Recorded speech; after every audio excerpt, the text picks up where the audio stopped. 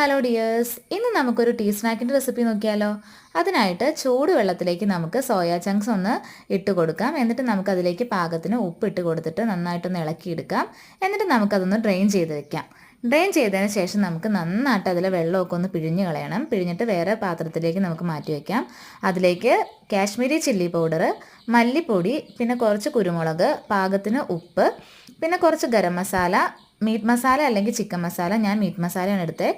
പിന്നെ കോൺഫ്ലോറും മൈദയുടെ ചേർത്തിട്ട് നമുക്ക് നന്നായിട്ടൊന്ന് ഇളക്കിയെടുക്കാം. നന്നായിട്ട് മിക്സ് ചെയ്യണം. എന്നിട്ട് നമുക്ക് കുറച്ച് നേരം ഒന്ന് ഫ്രിഡ്ജിലേക്ക് മാറ്റി വയ്ക്കാം. ഫ്രിഡ്ജിൽ കുറച്ച് നേരം ഒന്ന് ഇരിക്കട്ടെ.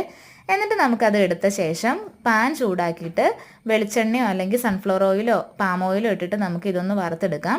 നന്നായിട്ടൊന്ന് ഫ്രൈ ആയിട്ട് എടുക്കാം. നമുക്ക് നല്ലൊരു ക്രിസ്പി ടെക്സ്ചർ നമുക്കിതിന് കിട്ടും. അപ്പോൾ നമുക്കൊന്ന് ഗാർണിഷ് ചെയ്യാനായിട്ട് കുറച്ച് വെളുത്തുള്ളിയും കറിവേപ്പിലയും നമുക്ക് അതിലേക്ക് ഇടാം. ഒരു ഓക്കെ ടേസ്റ്റാണ്. Thank you for watching.